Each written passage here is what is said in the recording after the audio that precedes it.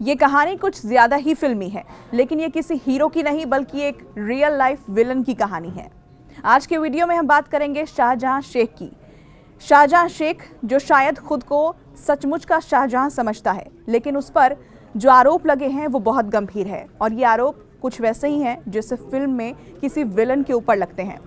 ज़मीन गबन का आरोप हो, मनी लॉन्ड्रिंग का आरोप हो या महिलाओं के उत्पीड़न का आरोप हो, काफ़ी सनसनीखेज आरोप उसके ऊपर। 55 दिनों से लगातार वो लुका छिपी का खेल खेल रहा था और अब जाकर वो पुलिस की गिरफ्त में आया है, लेकिन उसके चाल ढाल में कोई भी बदलाव नज़र नहीं आया। उसका बॉडी लैंग्वेज ये बताता है कि उसे सत्ता की हनक किस कदर उस पर सवार है, पैसे का रसूख किस तरीके से उस पर सवार है। लेकिन आखिर ये बेताज बादशाह संदेश खाली का बना कैसे वहाँ के लोगों का भाई बन गया, यही कहानी मैं आपको आज सुनाती हूँ। देखिए, संदेश खाली का जो इलाका है वो इलाका लगता है बांग्लादेश से और शाहजहां शेख बांग्लादेश से ही यहाँ पर पहुँचा। शुरुआत में बहुत मामूली काम वो किया करता था, खेतों में काम करना, मजदूरी करना, इसके अलावा भट्टों में, ईंट भट्टों में काम करना, इस तरह के काम वो करता था। और यहाँ पर उसने मजदूरों के साथ एक यूनियन तैयार की, यानी पहले उसने अपना एक कुनबा बढ़ाने की कोशिश की, अपने समर्थकों का एक जत्था उसने तैयार किया, जो लोग उसे भगवान माने, ऐसे लोगों के बीच वो अपना वर्चस्व फैलाता गया। और फिर उसने मदद ली राजनीति की। जी हाँ, राजनीति में उसे कदम रखवाने में यहाँ उसके मामा ने अहम भूमिका निभाई।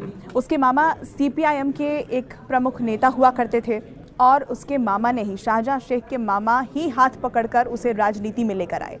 इसके बाद मामा और भांजे ने मिलकर यहाँ संदेश खाली में धीरे धीरे अपना वर्चस्व बढ़ाया, अपना कुनबा यहाँ पर बढ़ाया और राजनीति की दुनिया में ये हावी होते चले गए। तो पहले ये CPIM के साथ जुड़े हुए थे, ये दोनों वहाँ पर पैसे की ताकत भी बढ़ाते गए, लोगों का समर्थन भी हासिल करते गए और राजनीति के सहारे अपनी धमक हनक लोगों के बीच दिखाया करते थे। इसके बाद जब पश्चिम बंगाल में सत्ता की बयार बदली, तब इसे भांपते हुए शाहजहां शेख ने यहाँ जब TMC का गठन हुआ तो ममता बनर्जी की सरकार में उसने एंट्री ले ली और उसके बाद यहाँ करोड़ों की संपत्ति उसने खड़ी की। राजनीति में रसूख तो उसका दबदबा तो बढ़ता ही चला गया था, लेकिन इसी के सहारे उसने यहाँ कई ऐसे काम किए जिस तरह के आरोप उसके ऊपर लगे हैं। महिलाओं ने जो गंभीर आरोप उसके ऊपर लगाए हैं, यौन उत्पीड़न का आरोप उसके ऊपर लगा है। आप ये समझिए कि पैसे और राजनीति की बदौलत उसने अपने आप को शायद सबसे ऊपर समझ लिया। वो ये समझता गया कि कानून उसका कुछ नहीं बिगाड़ सकता, क्योंकि आपको 5 जनवरी की वो तारीख याद होगी जब धीरे धीरे आपको बता दें कि शाहजहां शेख TMC में अपना कुनबा बढ़ाता गया, नेताओं के साथ नज़दीकी बढ़ाता गया, तो यहाँ पर ज्योतिप्रिय मलिक का वो खास बन गया। और ज्योतिप्रिय मलिक जो कि राशन घोटाला मामले में जब पूछताछ हुई है, 10,000 करोड़ के घोटाले का आरोप लगा, तो इसमें ही शाहजहां शेख का नाम आगे आया।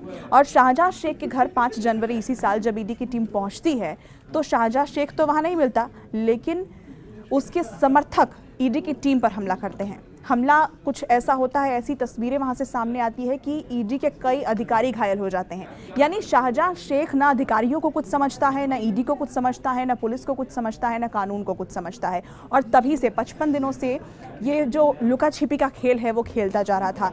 हालांकि अब जाकर उसकी गिरफ्तारी ज़रूर हुई है, लेकिन जब उसे कोर्ट में ले जाया जा रहा था तब भी वो रसूख, वो हनक उसके चेहरे से साफ दिखाई दे रही थी।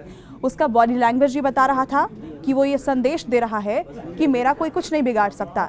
संदेश खाली में उसका वर्चस्व है, बंगाल में उसका वर्चस्व है और यही वर्चस्व वो शायद बाकियों को दिखाकर ये कह रहा है कि भले ही मैं गिरफ्त में ज़रूर आ गया हूँ, लेकिन अभी भी ये सब मेरे सामने कुछ नहीं है। और यही बड़ा सवाल लगातार बना हुआ है, जिसे लेकर विपक्षी पार्टी यहाँ पर जो BJP है वो भी सवाल उठा रही है कि अगर आज जब गिरफ्तारी के समय 55 दिन आपने लुका छिपी का खेल खेला और उसके बाद जब आपकी गिरफ्तारी हो भी गई है तो आप इस तरह के तेवर दिखा रहे हैं, आप ये बताना क्या चाहते हैं कि कल को आप अगर जेल गए भी तो वहाँ पर भी आपको VVIP ट्रीटमेंट मिलेगा। अब जो आरोप हैं वो बहुत ज़्यादा गंभीर है, लेकिन आप उसकी कहानी से ये समझिए कि बहुत छोटे से उसने शुरुआत की, खेतों में मजदूरी करके, ईंट भट्ठों में काम करके, टिकट भी वो काटा करता था, बस में कंडक्टर का भी काम उसने किया था। इस तरह के काम करके उसने राजनीति में एंट्री ली और फिर राजनीति के सहारे अपनी धमक वो बढ़ाता गया। संदेश खाली का जो इलाका जिसमें मामा और भांजे ने मिलकर, यानी कि शाहजहां शेख और उसके मामा ने मिलकर उस पूरे इलाके में मछली पालन का जो कारोबार होता है उसमें भी खुद को स्थापित कर लिया।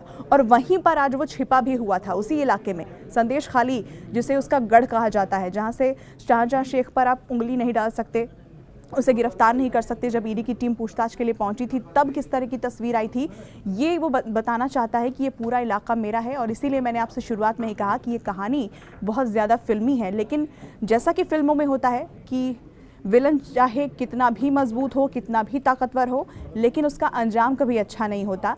जीत हमेशा से अच्छाई की ही होती है। आज वो गिरफ्तार ज़रूर हुआ है, आगे नज़र इसी पर रहेगी कि आखिर जो आवाज़ उठी है उसके खिलाफ, उन आवाज़ों को इंसाफ किस तरीके से मिलेगा।